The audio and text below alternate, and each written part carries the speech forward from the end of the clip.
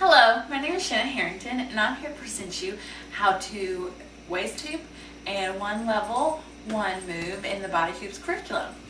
First, when you prepare yourself for waist hooping, make sure you're properly warmed up. I've already warmed up, so I'm ready. First, you're going to assume be hip width apart, 1 foot forward, just like this. It doesn't matter which foot. You'll eventually get to the point where 1 foot feels more comfortable for you. Make sure your back's straighten up, your shoulders are back. You want to be in correct alignment. Tilt your pelvis forward slightly and tighten your abdominals. And the movement we're going for is going to be a rocking back and forth motion. When the hoop hits your abdomen, abs, you're going to push forward. When your hoop is your back, push back. You're going to start this motion as soon as possible. And you'll want to make sure your knees are not locked because that will really hurt yourself in the end. So you're going to be soft. You're going to make sure you feel grounded.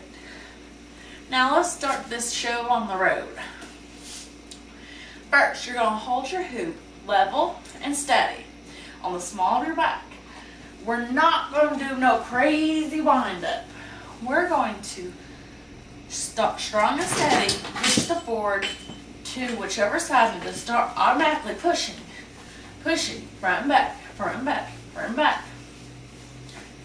Now that you have that motion going, make sure you're keeping the movement constant. If you don't keep the movement constant, your hoop's going to drop.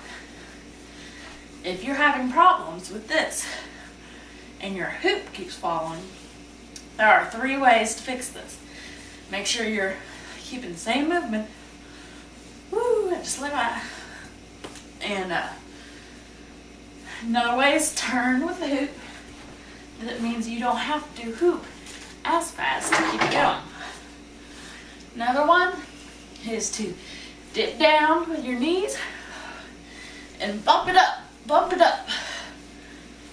And if you're still having problems, make sure you keep a positive attitude. If you are very unfit, you could probably feel your muscles activating, and you could probably physically feel your muscles just stopping. So you just gotta practice, slowly build at it if you are at that low fitness level, because you can do it. Now, some troubleshooting points. Make sure you're keeping your whole body in perfect alignment. If you're doing this, you're gonna get the hoop on the floor. You're gonna make sure you have a strong and steady push. Don't do any crazy wind-ups. That is a recipe for disaster, because it's gonna make you have to recover even quicker. And next, another thing is, make sure you automatically start the motion. Don't just lollygag, just start, push, push.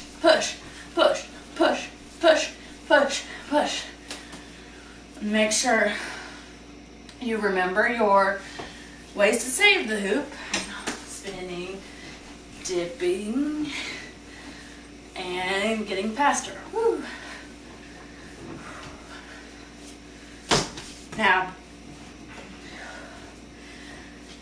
Now the biggest key is just keep practicing it. You'll eventually get to the point where this is going to be super easy for you. You just got to keep practicing at this. It takes time. Remember, it's okay if you naturally feel like you can hoop one way better than the other. You can work on your other direction once you figure out the main motion. So at this point, just focus on being able to push the hoop back and forth. And make sure you're keeping your body up correctly. That's going to be the best thing. Keep your arms all the way. There's so many things you can do to keep your arms all the way. There are so much options, as long as it's out of the hoop's way. If you're doing this, it's going to fall down. And try not to have no chicken wings or T-Rex arms. You can do this. Pretty arms, pretty arms, pretty arms. Now that we're gonna figure out basic ways to, but let's learn one more fun move that will help you do some pretty things with the hoop. Since I'm inside, I'm gonna switch to a very small hoop because if not, I'm gonna wreck everything in my house. First, we're going to learn off the body passing. It looks like this.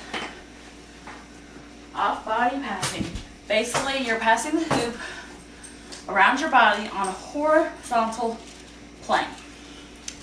How you do this is simple, but the biggest key to remember throughout this whole move is whatever this hand's doing, your other hand does the same exact thing. That's the biggest error I see other people doing. First, grab it with your leading hand, push it out to the side. And while you're learning, you don't have to make sure it's up in the air. Just make sure, you know, your hand's doing the thing. You can start on the ground while you get used to the move. Push it out to the back. Take your other hand. Now, I'm taking my hand and I'm grabbing the hoop. See how my hands are matching. Both my knuckles are facing up. They're not doing different things. They're matching. Make sure that's always the same hand motion. And then push it up to the front. And that is the basic way how to do it. If you switch your hand positions in the middle of this move, you're going to wind up doing a half helicopter, and I've seen this many times when people tried this move. But once you start doing this, momentum will keep it straight on a horizontal plane. So you can do this. Just remember, hands have to be matching. I've seen some people learn to do it like this with their wrist facing out, their inner wrist facing out. And I don't like that move, but sometimes you need to use that move, like when you do it like right here. Got to do wrist facing up. But whatever way you do it, just do it the same. Wrist facing up, back.